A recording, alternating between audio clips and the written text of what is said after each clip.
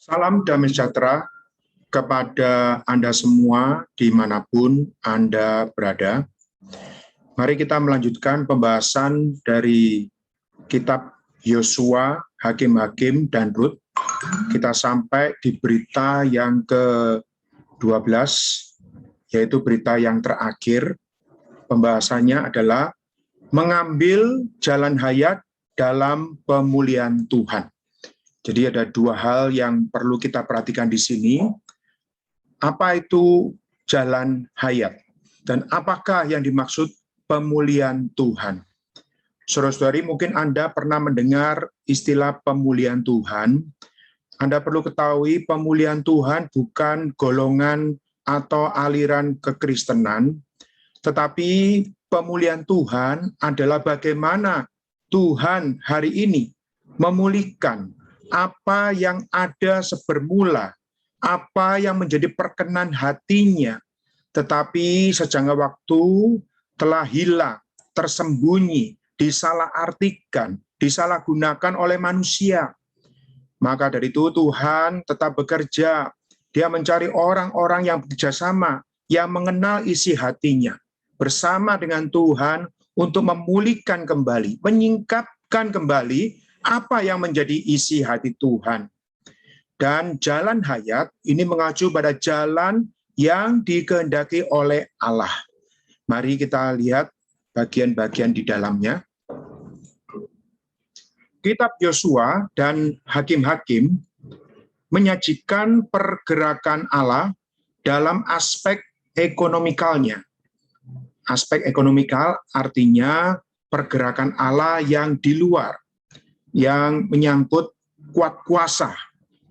Kitab Rut menyajikan pergerakan dalam aspek esensialnya. Aspek esensial artinya aspek yang di dalam. Kalau kita melihat kembali kitab Yosua dan Hakim-Hakim, ini adalah bagaimana kisah kepahlawanan dari orang-orang yang dipakai oleh Allah, mulai dari Yosua adalah membawa orang Israel untuk merebut tanah Kanaan dan membagikan tanah itu kepada bangsa Israel. Pembagian tanah adalah supaya mereka bisa menggarap tanah itu, mendapatkan satu hasil, dan hasil yang pertama bisa dipersembahkan kepada Allah sebagai kurban sulung. Namun demikian, sepeninggalan Yosua, bangsa Israel mulai merosot, mereka menyembah berhala, meninggalkan Allah. Maka Allah membangkitkan hakim-hakim. Tugas dari para hakim adalah memperingatkan bangsa Israel, memperingati mereka supaya mereka bertobat kembali kepada Allah. Dan waktu mereka bertobat, maka hakim-hakim itu pun memimpin bangsa Israel untuk mengalahkan bangsa-bangsa Kanaan. Inilah kepahlawanan di dalam kitab Yosua dan Hakim-Hakim.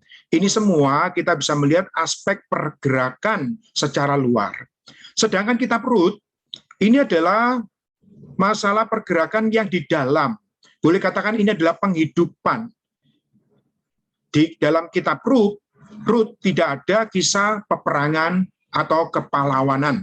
Tetapi yang ada adalah kisah bagaimana Boas adalah seorang yang kaya, yang menggarap ladangnya, yang bisa menghasilkan hasil yang baik, jelai, ya. Dan di dalam kitab Rut adalah bagaimana akhirnya Boas mendapatkan Rut menjadi pasangannya, dari pernikahan mereka menghasilkan keturunan, yaitu Kristus lahir di muka bumi.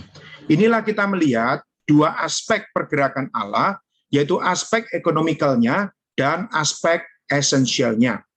Di dalam Perjanjian Baru, kita melihat di dalam Kisah Rasul 1 ayat 8, tetapi kamu akan menerima kuasa kalau Roh Kudus turun ke atas kamu, dan kamu akan menjadi saksiku di Yerusalem dan di seluruh Yudea dan Samaria dan sampai ke ujung bumi. Ini adalah bagaimana pekerjaan Roh Kudus secara ekonomikal untuk membawa murid-murid Tuhan memiliki kuasa untuk menyebarluaskan kerajaan Allah. Sedangkan dalam Yohanes pasal 20 ayat 22, dan sesudah berkata demikian, ia mengembusi mereka dan berkata, terimalah Roh Kudus. Ini adalah aspek esensial, di mana Tuhan yang melalui mati dan bangkit menjadi Roh Kudus dihembuskan ke dalam murid-muridnya adalah supaya mereka memiliki roh perbauran, memiliki Kristus yang hidup di dalam mereka. Ini untuk apa? Untuk penghidupan mereka sehari-hari. Jadi aspek esensial itu adalah aspek yang di dalam, yang mengubah kita semakin serupa dengan Kristus, sedangkan aspek ekonomikal adalah untuk pekerjaan, untuk perluasan, untuk pemberitaan Injil. Saudara-saudari, kita memerlukan dua aspek ini. Kita tidak bisa membuang salah satu, kita memerlukan kedua aspek ini. Namun, di dalam pengalaman kerohanian kita, maka permulaannya adalah aspek yang di dalam. Adalah penting bagi kita untuk melihat bahwa hanya hayat yang bisa mendatangkan Kristus. Hanya hayat yang bisa membawa Allah ke dalam keinsanian, menghasilkan Kristus, melayankan Kristus, dan menyuplai seluruh manusia dengan Kristus. Dalam hal ini adalah bagaimana mengalami Kristus di aspek esensial. Sebelum kita mengalami kuat kuasa hayat, kita perlu dipenuhi dengan pertumbuhan hayat, pengalaman hayat, persona Kristus yang hidup di dalam kita. Menurut sifat yang ilahi dan kekal dari hayat Allah adalah hayat yang unik. Hanya hayat Allah adalah hayat yang unik. Hanya hayat Allah yang terhitung sebagai hayat.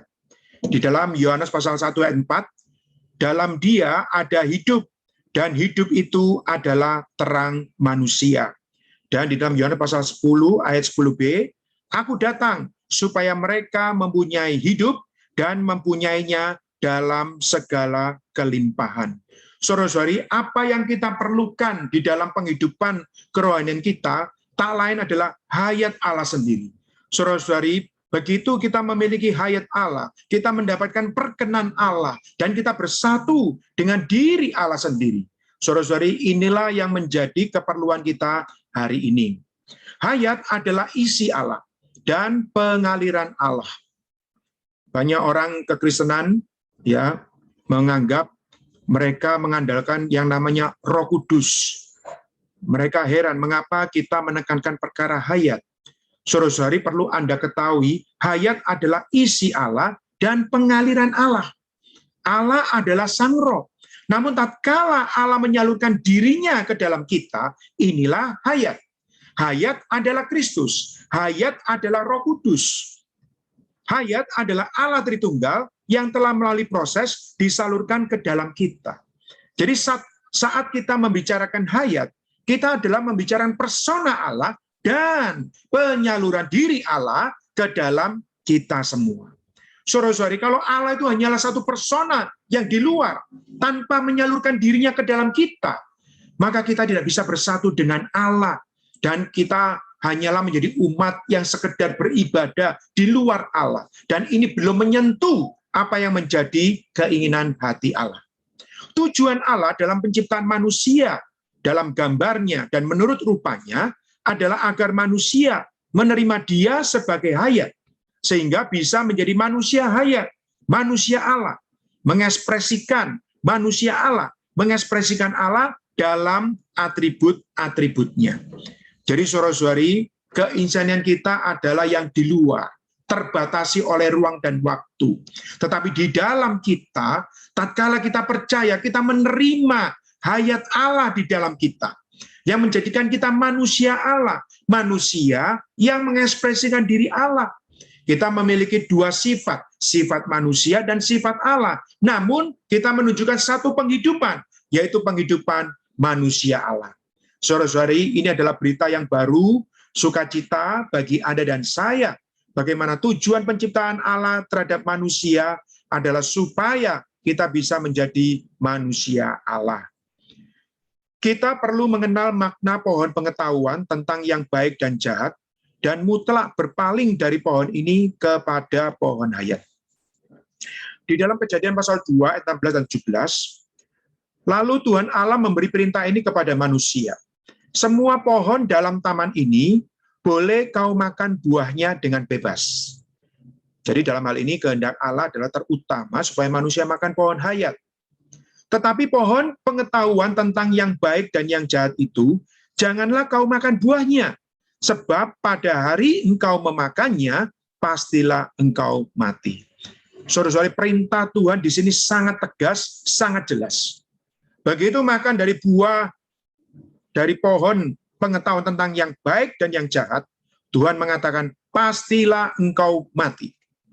Saudara-saudari, karena itu, Allah yang telah memberikan kehendak bebas kepada manusia untuk memilih, ya, tetapi Allah menghendaki supaya manusia jangan salah pilih dan tidak boleh memilih dua-duanya. Harus salah satu dan memiliki pilihan yang tepat. Dalam hal ini adalah pohon kehidupan. Di dalam Yohanes pasal 14 ayat 6, kata Yesus kepadanya, "Akulah jalan dan kebenaran dan hidup. Tidak ada seorang pun yang datang kepada Bapa kalau tidak melalui aku." Saudara-saudari, kita tahu manusia pertama Adam telah gagal. Dia telah makan buah dari pohon pengetahuan tentang yang baik dan yang jahat, maka hasilnya adalah kematian. Semua turunan manusia pertama yang diwakili oleh Adam adalah telah mati di hadapan Allah. Karena itulah Tuhan Yesus datang, kedatangan Tuhan bukan sekedar membereskan masalah dosa, tapi yang terutama Tuhan datang supaya Dia menjadi hidup, menjadi hayat di dalam kita. Makanya di sini Tuhan mengatakan, "Akulah jalan dan kebenaran dan hidup." Artinya kebutuhan manusia ini adalah kehidupan. Dengan kehidupan, maka manusia bisa dipimpin di dalam satu keadilbenaran dan menjadikan ini jalan hidupnya. Inilah yang membawa manusia bisa bersatu dengan Allah. Apapun yang bukan diri Allah sendiri, termasuk hal-hal yang alkitabiah dan agamawi. Yang alkitabiah mengacu pada pengetahuan, doktrin, ajaran, dan agamawi mengacu pada satu ritual, kelihatan di luar itu begitu kusuk, begitu teratur.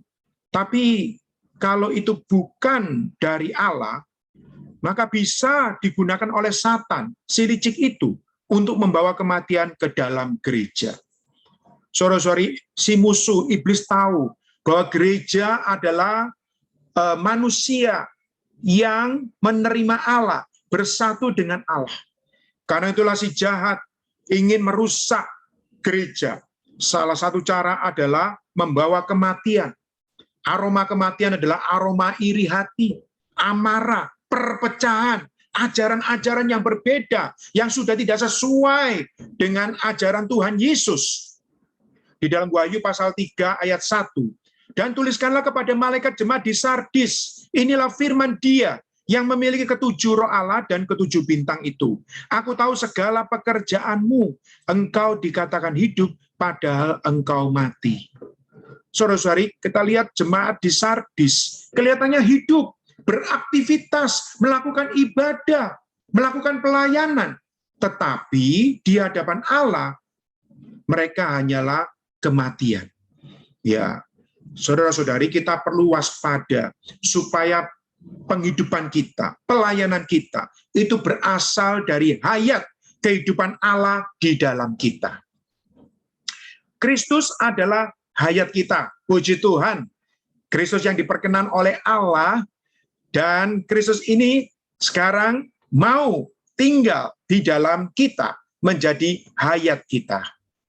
Dalam Kolose pasal 3:4, apabila Kristus yang adalah hidup kita atau hayat kita menyatakan diri kelak, kamu pun akan menyatakan diri bersama dengan Dia dalam kemuliaan. Jadi kalau kita menerima hayat Kristus, maka kita juga akan bisa diserupakan menjadi sama dengan Kristus di dalam kemuliaan. Ini adalah satu proses. Kalau Kristus sudah di dalam kemuliaan, kalau Anda dan saya masih di dalam proses kemuliaan. Sampai puncaknya pada saat Dia menyatakan diri kelak. Ini mengacu pada kedatangannya kembali. Saudara-saudari, kalau Kristus adalah hayat kita, hal itu berarti Kristus telah menjadi kita, dan bahwa kita memiliki satu hayat dan hidup bersama Dia, dan tidak dapat terpisahkan. Tidak ada yang bisa memisahkan kesatuan hayat ini. Baik maut apapun tidak bisa, apalagi usaha manusia. Mengapa? Karena hayat ini adalah hayat kekal dan adalah hak Allah, pekerjaan Allah di dalam menyelamatkan kita. Untuk mengambil jalan yang memimpin kepada hayat, kita perlu masuk melalui pintu yang sempit dan kemudian berjalan pada jalan yang sesak. Ini adalah bentuk kerjasama kita dengan Allah yang telah memberikan hayatnya ke dalam kita. Karena itu hayat ini jangan kita sia-siakan. Hayat ini perlu bertumbuh di dalam kita. Dan untuk membawa satu pertumbuhan, yaitu mengambil jalan yang memimpin kepada hayat, di sini katakan kita perlu masuk melalui pintu yang sempit. Saudara-saudari, pernahkah Anda melihat satu pintu yang sempit? Kalau Anda masuk, tentunya tidak nyaman. Dan jalan yang sesak juga membuat kita tidak nyaman. Di dalam Matius pasal 7 ayat 13 dan 14, Tuhan sendiri yang langsung mengatakan, masuklah melalui pintu yang sesak itu, karena lebarlah pintu dan luaslah jalan yang menuju kepada kebinasaan, dan banyak orang yang masuk melaluinya. Banyak orang hari ini ingin mencari kenyamanan. Sedangkan bagi orang Kristen yang mau menjadi para pemenang, Tuhan mengatakan, karena sesaklah pintu dan sempitlah jalan yang menuju kepada kehidupan. Menuju kehidupan di sini dan menuju kepada kemenangan, kematangan hayat, dan sedikit orang yang mendapatinya. Saudara-saudari, apakah Anda dan saya termasuk di dalam orang yang mau masuk melalui pintu yang sesak itu, atau pintu yang sempit? Saudara-saudari, ini merupakan pilihan bagi Anda dan saya. Semoga kita mau mengambil jalan, memimpin kepada hayat, dengan masuk melalui pintu yang sempit. Saudara-saudari, apakah pintu yang sempit? Ini adalah kita perlu hidup oleh indera hayat perasaan, kesadaran akan hayat ilahi di dalam kita. Jadi pintu yang sempit mengacu pada kita tidak sembarangan. Kita memiliki indera hayat. Kalau ada hal, perkara, benda, orang di luar diri Allah yang tidak memiliki kekudusan Allah, maka di dalam kita ada satu teguran, ada satu suara yang mengingatkan kita, jangan mengikuti, tolak saja, tinggalkan, mari kita luruskan, fokus kepada Allah. Ini apa? Ini adalah indera hayat perasaan. Satu kesadaran, kita segera sadar bahwa kita perlu kembali kepada hayat, akan hayat ilahi di dalam kita. Sumber indera hayat adalah hayat ilahi, hukum hayat, Roh Kudus, Kristus yang tinggal di dalam kita, dan Allah yang beroperasi di dalam kita.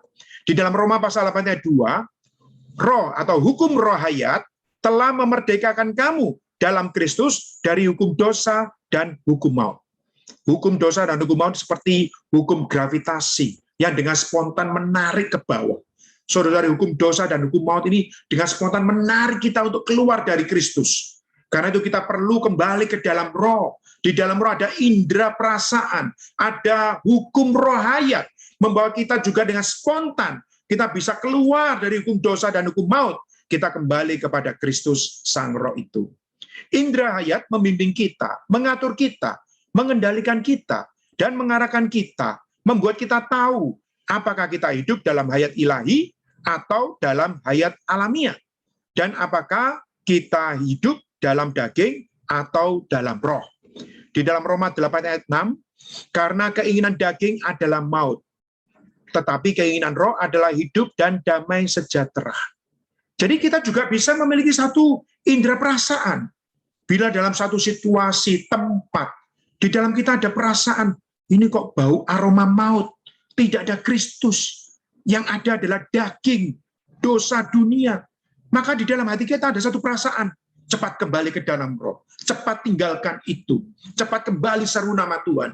Sehingga kita dengan spontan, oh Tuhan Yesus, ya Tuhan Yesus, oh Tuhan Yesus, aku berpaling kepadamu. Tuhan, sembunyikan aku di dalam dirimu. Tuhan, selamatkan aku dari situasi, dari pikiran Tuhan, dari pikiran saat ini. Oh Tuhan Yesus, dapatkanlah diriku. Ini adalah satu indera perasaan yang membawa kita memiliki kepekaan terhadap aroma maut, sehingga membawa kita kembali ke dalam roh untuk mendapatkan hidup dan damai sejahtera. Saudara-saudari, kita perlu menang atas serangan maut, atas gereja, dan membangun tubuh Kristus dalam hayat kebangkitan Kristus. di dalam Wahyu pasal 12 ayat 10b sampai 11, karena telah dilemparkan ke bawah pendakwa saudara-saudara kita yang mendakwa mereka siang dan malam di hadapan Allah kita, dan mereka mengalahkan dia oleh darah anak domba. Darah Yesus adalah darah yang mengalahkan maut, yang membersihkan dosa kita. Dan oleh perkataan kesaksian mereka, inilah kesaksian bagi mereka yang menikmati firman Tuhan, yang memiliki roh perbauran, yang mempersaksikan Kristus. Karena mereka tidak mengasihi nyawa mereka sampai ke dalam maut. Mereka meletakkan hayat jiwa ini di atas kayu salib, dimatikan bersama dengan kematian Kristus, dan langsung juga mengalami kebangkitan Kristus. Saudara-saudari, inilah yang menjadikan kita menjadi pemenang-pemenang hari ini. Semoga kita juga segar tiap fajar oleh firman Tuhan. Kita juga menang tiap hari atas semua tipu muslihat si jahat. Kita tahu bahwa kita sudah berpindah dari dalam maut ke dalam hidup, yaitu karena kita mengasihi saudara seiman kita. Saudara-saudari, hayat ini bukan hanya perkara hubungan kita dengan Allah, tetapi ini juga menyangkut hubungan kita dengan sesama. Bukti kalau kita ini juga memiliki hayat, ternyata kita bisa mengasihi saudara seiman kita. Ini dalam 1 Yohanes pasal 3 ayat 14a. Iman di dalam Tuhan adalah jalan bagi kita untuk berpindah dari maut ke dalam hayat. Kasih terhadap saudara-saudara adalah bukti bahwa kita telah berpindah dari maut ke dalam hayat. Saudara-saudari, bukan hanya kita percaya kepada Tuhan, kita dipindahkan dari maut ke dalam hayat, tapi ternyata juga perlu kita mengasihi saudara-saudara kita. Kasih di sini adalah kasih agape, bukan kasih filio. Kasih agape adalah kasih Allah yang kekal, yang tidak bersyarat.